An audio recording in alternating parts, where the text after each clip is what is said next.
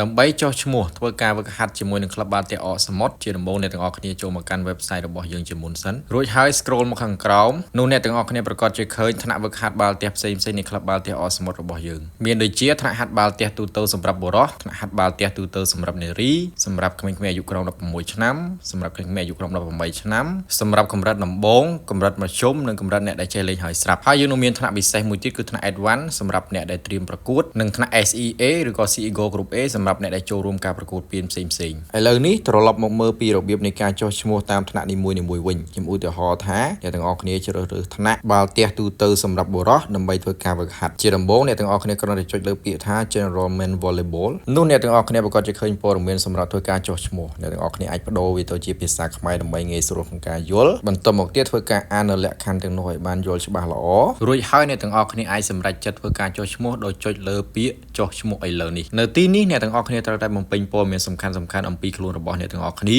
មានដូចជាឈ្មោះពេញតាមអត្តសញ្ញាណប័ណ្ណឬក៏សំបុត្រកំណើតជាភាសាខ្មែរឈ្មោះពេញតាមអត្តសញ្ញាណប័ណ្ណឬក៏សំបុត្រកំណើតជាអក្សរឡាតាំងកម្ពស់របស់អ្នកទាំងអស់គ្នាអាយុកម្រិតលេងខ្សោយមធ្យមឬក៏ខ្លាំងលេខទូរស័ព្ទរបស់អ្នកទាំងអស់គ្នាសម្រាប់ធ្វើការទំនាក់ទំនងរួចហើយអ្នកទាំងអស់គ្នាអាចធ្វើការបង់ប្រាក់តាមរយៈ QR code មួយនេះបន្តមកទៀតថតវិក័យប័ណ្ណបង់ប្រាក់របស់អ្នកទាំងអស់គ្នានិង add file នៅទីនេះរួចចុច submit ជាការស្រេចបន្តមកទៀតអ្នកទាំងអស់គ្នាអាចត្រឡប់ទៅកាន់ website វិញរួចអ្នកទាំងអស់គ្នាអាចពិនិត្យមើលនិងផ្ទៀងផ្ទាត់ព័ត៌មានដែលអ្នកទាំងអស់គ្នាទើបតែចុះឈ្មោះដោយចុចលើពាក្យពិនិត្យមើលព័ត៌មានឥឡូវនេះនៅទីនេះប្រកាសណាស់អ្នកទាំងអស់គ្នាប្រកាសជាឃើញនៅព័ត៌មានដែលអ្នកទាំងអស់គ្នាទើបតែចុះឈ្មោះអំបញ្ញមិញនេះបន្ទាប់ពីពិនិត្យនិងផ្ទៀងផ្ទាត់មើលទៅអ្នកទាំងអស់គ្នាឃើញថាព័ត៌មានទាំងនោះត្រឹមត្រូវហើយនោះអ្នកទាំងអស់គ្នាអាចធ្វើការស្នើសុំកាតពីក្លឹបបាល់ទះអកសមុទ្ររបស់យើងបានអ្នកទាំងអស់គ្នាអាចចុចលើប៊ូតុងស្នើសុំកាតឥឡូវនេះដើម្បីធ្វើការស្នើសុំកាតជាដំបូងអ្នកទាំងអស់គ្នាអាចជ្រើសរើសរូបភាពរបស់អ្នកទាំងអស់គ្នាសម្រាប់ដាក់នៅលើកាតបំពេញឈ្មោះជាភាសាឡាតាំងដែលអ្នកទាំងអស់គ្នាទើបតែចុះឈ្មោះបំពេញ